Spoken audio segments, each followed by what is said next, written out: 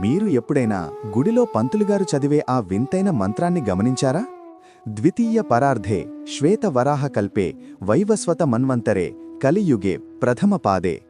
అసలు ఏంటి ఈ పదాల అర్థం? ఇది కేవలం మంత్రం మాత్రమే కాదు ఫ్రెండ్స్, ఈ అనంతమైన విశ్వంలో మీ ఇంటి అడ్రస్. అవును, మీ కాస్మిక్ అడ్రస్. మరి ఈ అడ్రస్ ఎప్పుడు మొదలైంది? అసలు ఈ యూనివర్స్కి పుట్టినరోజు ఎప్పుడు? వీటన్నింటికీ ఆశ్చర్యకరమైన సమాధానం మన Ugadi. Welcome back to Goloka లీలలు. ఈరోజు మనం సృష్టి ఆరంభం నుండి ఈ అనంత కాల ప్రవాహం వెనుక ఉన్న మైండ్ బ్లోయింగ్ సత్యాల గురించి చాలా డీటెయిల్డ్గా తెలుసుకుందాం. ఈ వీడియో చూశాక మీ లైఫ్ పట్ల మీకున్న విజన్ ఖచ్చితంగా మారుతుంది. మహాప్రళయం తర్వాత అంతా చీకటి, అంతా శూన్యం. ఇక్కడ మనమొక అద్భుతమైన విషయాన్ని అర్థం చేసుకోవాలి. మన పురాణాల ప్రకారం కాలం అనేది ఒక సర్కిల్, వృత్తం. మొదట శ్రీ మహావిష్ణువు లైఫ్ సైకిల్ చూద్దాం. ఆయనను కారణోదకశాయి విష్ణువు అంటారు. ఆయన ఒక్కసారి శ్వాస విడిచినప్పుడు ఎక్స్హేల్, ఆయన రోమరంధ్రాల నుండి కోట్లాది బ్రహ్మాండాలు పుడతాయి. ఆయన మళ్లీ శ్వాస పీల్చుకున్నప్పుడు ఇన్హేల్, ఆ బ్రహ్మాండాలన్నీ మళ్లీ ఆయనలో కలిసిపోతాయి. విష్ణుమూర్తి ఒక్క శ్వాసకాలమే ఈ సృష్టి మొత్తం ఆయుష్షు. అలాంటి ఒక శ్వాసకాలంలో శ్రీ మహావిష్ణువు క్షీరసాగరంలో పాము పాన్పుపై యోగనిద్రలో ఉన్నప్పుడు ఆయన నాభి నుండి కోటి సూర్యుల వెలుగుతో ఒక తామర పువ్వు వికసించింది. ఆ పద్మం మధ్యలో చతుర్ముఖ బ్రహ్మ జన్మించారు. బ్రహ్మదేవుడు కళ్ళు తెరిచి చూస్తే చుట్టూ అంతులేని చీకటి. పద్మం కాడను పట్టుకుని కిందికి వెళ్లి వెతికినా ఆధారం దొరకలేదు. సరిగ్గా అప్పుడే ఆ శూన్యం నుండి తప తప అనే దివ్య శబ్దం వినిపించింది. అది సాక్షాత్తు ఆ పరమాత్మ ఇచ్చిన ఆజ్ఞ అని తెలుసుకున్న బ్రహ్మ 1000 ఏళ్లు కఠోర తపస్సు చేశారు. అప్పుడు పరమాత్మ మెచ్చి ఆయనకు వేదాలను ప్రసాదించారు. ఇక ఈ సృష్టిని చూసుకునే బ్రహ్మదేవుడి ఆయుష్షు 100 ఏళ్లు. బ్రహ్మదేవుడికి ఒక పగలు అంటే మన భూమి మీద 432 కోట్ల ఏళ్లు. దీనినే ఒక కల్పం అంటారు. ఆయన పగలు ముగియగానే రాత్రి సమయంలో బ్రహ్మదేవుడు నిద్రపోతారు. ఆ నిద్రపోయే సమయాన్నే నైమిత్తిక ప్రళయం అంటారు. సరిగ్గా ఇక్కడే అసలైన సస్పెన్స్ మొదలవుతుంది. ఒక కల్పం ముగిసింది. బ్రహ్మదేవుడు నిద్రలోకి జారుకుంటున్నారు. సరిగ్గా ఆ నిశ్శబ్దంలో చీకటి చాటు నుండి ఒక భయంకరమైన నీడ కదిలింది. అతడే సోమకాసురుడు. బ్రహ్మదేవుడి నోటి నుండి వెలువడిన వేదాలను దొంగిలించి ఎవరూ వెతకలేని సముద్ర గర్భంలో దాక్కున్నాడు. వేదాలు లేకపోతే జ్ఞానం లేదు, సృష్టి జరగదు. అప్పుడు శ్రీ మహావిష్ణువు మత్స్యావతారం ఎత్తారు. మత్స్యపురాణం ప్రకారం సత్యవ్రతుడు వైవస్వత మన్వంతరుడు ఒకరోజు కృతమాలా నది తీరంలో సంధ్యావందనం చేసుకుంటూ పితృదేవతలకు తర్పణం వదులుతుండగా ఒక చిన్న చేపపిల్ల ఆయన దోషిట్లోకి వచ్చింది. సత్యవ్రతుడు, అయ్యో చిన్న చేపపిల్ల, దీనిని సురక్షితంగా నదిలో వదిలేస్తాను. ఆ చేప మనుష్య భాషలో మాట్లాడడం మొదలుపెట్టింది. రాజు షాక్ అయ్యాడు. చేప, రాజా, నన్నీ నదిలో వదలకండి, ఇక్కడ ఉన్న పెద్ద చేపలు నన్ను మింగేస్తాయి, నన్ను కాపాడండి. రాజుకు దయతో ఆ చేపను తన కమండలంలో వేసి తన ఆశ్రమానికి తీసుకువెళ్లాడు. కాని మరుసటి రోజు ఉదయానికి ఆ చేప కమండలమంతా పెరిగిపోయింది. చేప, రాజా, ఈ పాత్ర నాకు చాలడం లేదు, నాకు మరికొంచెం పెద్ద చోటు కావాలి. రాజు ఆ చేపను ఒక పెద్ద తొట్టెలో వేశాడు. కాని కొద్దిసేపటికే అది తొట్టె అంతా పెరిగిపోయింది. ఆ తర్వాత దానిని ఒక బావిలో, బావి నుండి ఒక పెద్ద చెరువులో, చెరువు నుండి గంగానదిలో వేశాడు. కాని ఆశ్చర్యం, ఆ చేప క్షణక్షణానికి పెరుగుతూ నదిని కూడా ఆక్రమించేసింది. చివరికి రాజు దానిని అనంతమైన సముద్రంలో వదిలాడు. కాని ఆ చేప సముద్రమంతా పెరిగిపోయింది. కోటి సూర్యుల కాంతితో మెరిసిపోతూ కనిపించింది. ఆశ్చర్యపోయిన రాజు, స్వామి, మీరు సామాన్య చేప కాదు, సాక్షాత్తు ఆ శ్రీ మహావిష్ణువు అని ప్రార్థించాడు. దేవా, ఎందుకు ఈ మత్స్య రూపం ధరించారో నాకు వివరించండి. అప్పుడు ఆ మత్స్యమూర్తి గంభీరమైన స్వరంతో ఇలా చెప్పాడు. సత్యవ్రత, నీ భక్తికి మెచ్చాను. సరిగ్గా 7వ రోజున మహాప్రళయం రాబోతోంది. బ్రహ్మదేవుడు నిద్రపోవడం వల్ల వేదాలు దొంగిలించబడ్డాయి. లోకమంతా నీటితో నిండిపోతుంది. ఆ సమయంలో నేను ఒక పెద్ద నావను పంపిస్తాను. నువ్వు భూమిపై ఉన్న అన్ని రకాల విత్తనాలు, ఓషధులు, జంతువులను మరియు సప్త ఋషులను తీసుకుని ఆ నావలోకి చేరుకో. ప్రళయం వచ్చినప్పుడు నావ కొట్టుకోపోకుండా వాసుకి అనే పామును తాడుగా చేసి నా కొమ్ముకు కట్టు. అప్పుడు నేను మిమ్మల్ని రక్షిస్తాను. చెప్పినట్లుగానే 7వ రోజున ఆకాశం చిల్లులు పడి వర్షం కురిసింది. సముద్రాలు పొంగి భూమిని ముంచేశాయి. సత్యవ్రతుడు సప్త ఋషులతో కలిసి ఆ నావలోకి చేరుకున్నాడు.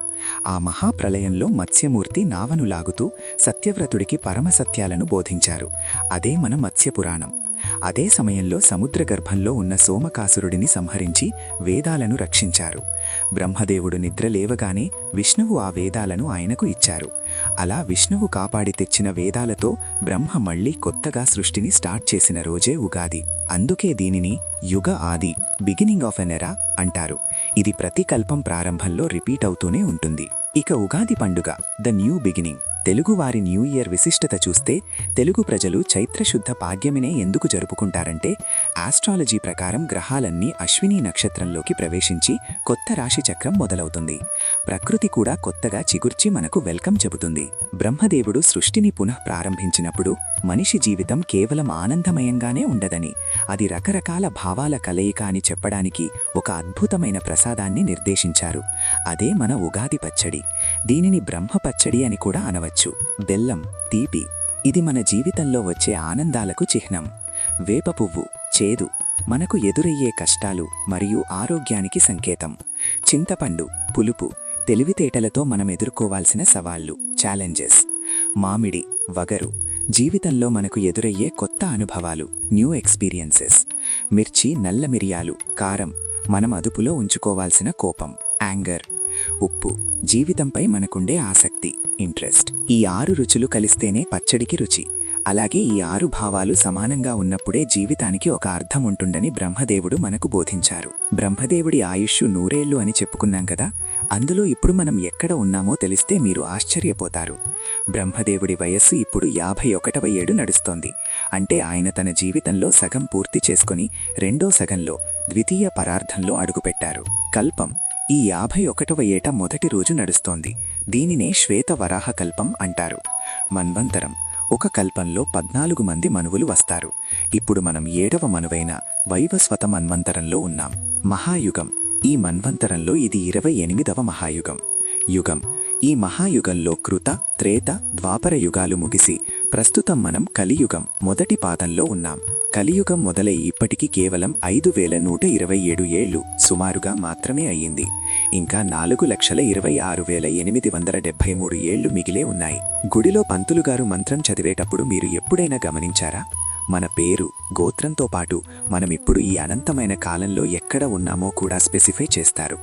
బ్రహ్మదేవుడి ఆయుష్షులో రెండో భాగమైన ద్వితీయ పరార్థేలో, శ్వేత వరాహ కల్పంలో, వైవస్వత మన్వంతరంలో, ప్రస్తుత కలియుగ ప్రథమ పాదంలో అంటూ పూజారి గారు మన కాస్మిక్ అడ్రస్ని స్పష్టం చేస్తూ సంకల్పం చెబుతారు. అంటే మనం చేసే ప్రతి చిన్న పూజను ఈ అనంతమైన కాలచక్రంతో అనుసంధానం చేయడమే సంకల్పం యొక్క అసలైన ఉద్దేశ్యం. చూసారా, మనం జరుపుకునే ప్రతి ఉగాది వెనుక, గుడిలో పూజారి గారు చదివే ప్రతి అక్షరం వెనుక ఎంతటి లోతైన ఖగోళ రహస్యం దాగి ఉందో. అందుకే ఈ ఉగాది మనకు కేవలం పండుగ మాత్రమే కాదు, మన అస్తిత్వాన్ని గుర్తు చేసే ఒక గొప్ప రోజు. ఉగాది నాడు పంచాంగ శ్రవణం వినడం అంటే రాబోయే కాలాన్ని గౌరవించడం. కేవలం ఆదాయ వ్యయాలు, రాజపూచే అవమానాలు తెలుసుకోవడం మాత్రమే కాదు, అది మన గత జన్మ కర్మలను తెలుసుకుని ఈ ఏడాది ఎలా జాగ్రత్త పడాలో నేర్చుకోవడానికి. ఉగాది నాడు మనం చేసే సంకల్పం బ్రహ్మదేవుడి సృష్టి సంకల్పంతో కలిసి మన జీవితాన్ని మారుస్తుంది. గుర్తుంచుకోండి, ఈ సృష్టి ఆరంభం ఒక అద్భుతం, సృష్టి అంతా ఒక లయ, మనం అందులో ఒక భాగం. ఈ ఉగాది రోజున కొత్త నిర్ణయాలు తీసుకోండి, ధర్మాన్ని పాటించండి. ఇంకా మనకు మొత్తం 60 తెలుగు సంవత్సరాలు ఉన్నాయి. ఇవి ఒక సైకిల్ లాగా తిరుగుతూ ఉంటాయి. ప్రతి సంవత్సరానికి ఒక పేరు, ఒక అధిదేవత మరియు ఒక ప్రత్యేకమైన స్వభావం ఉంటుంది. ఆ పేరును పలకడం వల్ల ఆ సంవత్సరానికి ఉన్న శక్తి మనకు అందుతుందని మన పెద్దల నమ్మకం. అది మన సంస్కృతిలో భాగమైన సౌర మరియు చాంద్రమాన కాలగణనకు ఇచ్చే గౌరవం. ఈ 60 సంవత్సరాల కాలచక్రంలో గడిచిపోయిన కాలాన్ని వదిలేసి రాబోయే కాలాన్ని ఆహ్వానించడమే ఉగాది పరమార్థం. ఒక్కసారి ఆలోచించండి, అనంతమైన ఈ కాల ప్రవాహంలో మన ఆయుష్షు ఎంత? కేవలం ఒక నీటి బుడగలాంటిది. కానీ అంత చిన్న జీవితంలో కూడా మనం పొందే జ్ఞానం, మనం చేసే ధర్మం మనల్ని ఆ కాలాతీతుడైన పరమాత్మకు దగ్గర చేస్తాయి. సో ఫ్రెండ్స్, ఉగాది అంటే కేవలం క్యాలెండర్ మార్చుకోవడం కాదు, మన ఆలోచనలను మార్చుకోవడం. మత్స్యావతారంలో విష్ణుమూర్తి సోమకాసురుడిని సంహరించి వేదాలను రక్షించినట్లుగా మనం కూడా మనలో ఉన్న అజ్ఞానాన్ని అంతం చేసి జ్ఞానమనే వెలుగులోకి అడుగుపెడదాం. ఈరోజు మీరు తీసుకునే ప్రతి చిన్న మంచి నిర్ణయం రెజల్యూషన్ ఆ బ్రహ్మదేవుని సృష్టి సంకల్పంతో కలిసి మీకు అద్భుతమైన విజయాన్ని అందిస్తుంది. అందుకే ఈ ఉగాది రోజున మీ ఇంట్లో పచ్చడి రుచులను ఆస్వాదిస్తూనే ఈ గోలోక లీలల సృష్టి రహస్యాలను మీ మనస్సులో పదిలపరుచుకోండి. ఈ సృష్టి రహస్యాల ప్రయాణం ఇక్కడితో ఆగిపోలేదు. మీకు 14 లోకాల గురించి లేదా కాలచక్రం గురించి పూర్తి ఇన్ఫర్మేషన్ కావాలంటే వెంటనే టైం సైకిల్ అని కమెంట్ చేయండి. అంతేకాదు, ఇలాంటి మరెన్నో అద్భుతమైన పురాణ రహస్యాలను మన సనాతన ధర్మంలోని మిస్ కాకుండా చూడాలనుకుంటే ఇప్పుడే మన గోలోక లీలలు ఛానల్ని సబ్స్క్రైబ్ చేసుకోండి. మీ నుంచి వచ్చే ఒక్క సబ్స్క్రిప్షన్ మాకు మరిన్ని మంచి వీడియోలు చేయడానికి ఒక గొప్ప ప్రోత్సాహం మరియు కొండంత బలం. మర్చిపోకండి, సబ్స్క్రైబ్ చేయండి, జ్ఞానాన్ని పంచుకోండి. ఈ వీడియో మీకు నచ్చితే లైక్ చేయండి. ఈ కాస్మిక్ అడ్రస్ గురించి మీ ఫ్రెండ్స్ అండ్ ఫ్యామిలీకి కూడా తెలియచేయడానికి వెంటనే షేర్ చేయండి. వచ్చే వీడియోలో మరో అద్భుతమైన లీలతో మళ్ళీ కలుద్దాం. అందరికీ శ్రీ పరాభవ నామ సంవత్సర ఉగాది శుభాకాంక్షలు. జై శ్రీకృష్ణ. Thanks for watching.